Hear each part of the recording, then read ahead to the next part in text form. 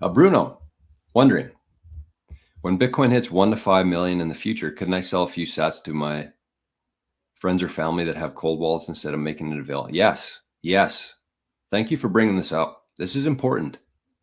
So this is really important, truly. And this is what I'm hoping to build right now. And I get a little far ahead of myself some days. I'm like, I need to do this. I need to do this as fast as possible. And what we're building here within the 88 sats, within the living in the future, within 8 Satoshis venture, this is exactly what I want to build here. Because when you think about it, everybody who has Bitcoin right now, and I talked about this on a different show or whenever it was, but I said that basically in the next couple of years or decades, we're going to have it's going to be a hard fork. I think it was on the Bitcoin Amigo show I was talking about this. But the people who are in Bitcoin, like before the strategic Bitcoin reserves happen, they're going to have their own little ecosystem and network.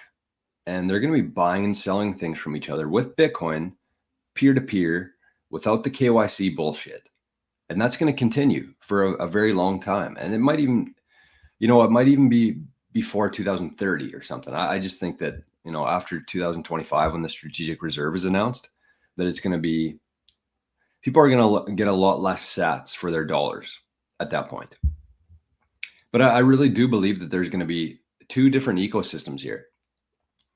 And so that's one of them. The other one's going to be a very KYC'd route, right? And I talk about this on the show. I say, we're going to have a Bitcoin, we're going to have Litecoin, we're going to have MicroStrategy shares, Apple shares, stable coins, 88 sats coin. Not that I'm releasing one, but that you're going to have all these different things in your wallet, but those are all going to be KYC'd. And you're going to be able to swap them back and forth. You're going to be able to pay with whatever the vendor wants you to pay in.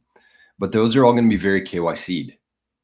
And when you go to the bank and you say, I don't want to sell my Bitcoin, I want to lend against my Bitcoin, that's all going to be very KYC'd. And so I think that this network, this economy has been slowly growing over the last couple of years, and it's going to just keep going up and up and up. But this is something that you have to keep in mind. Like Bruno says here, when Bitcoin hits, when it gets to what we think it's going to do, couldn't I sell a few sats to my friends or family? Yes, that's exactly what we need to be doing. You should be very conscious of when you actually need to spend or sell some of your Bitcoin, where that's going to end up. Because these big corporations right now and countries, they own about, 15% of the Bitcoin right now? We have 75.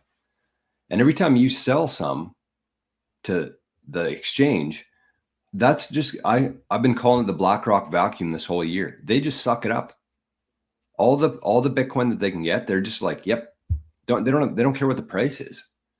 They're more concerned with the supply. So that is absolutely something that you should be conscious about, is when you do spend or sell your Bitcoin, where is it going to go to? Is it going to go to the little guy, or is it going to go to the government and big corporations? So that's a great, thank you for bringing that up. I think that a lot of Bitcoiners are sleeping on that. And that's kind of like the freedom money aspect of Bitcoin. That's what it was designed to be.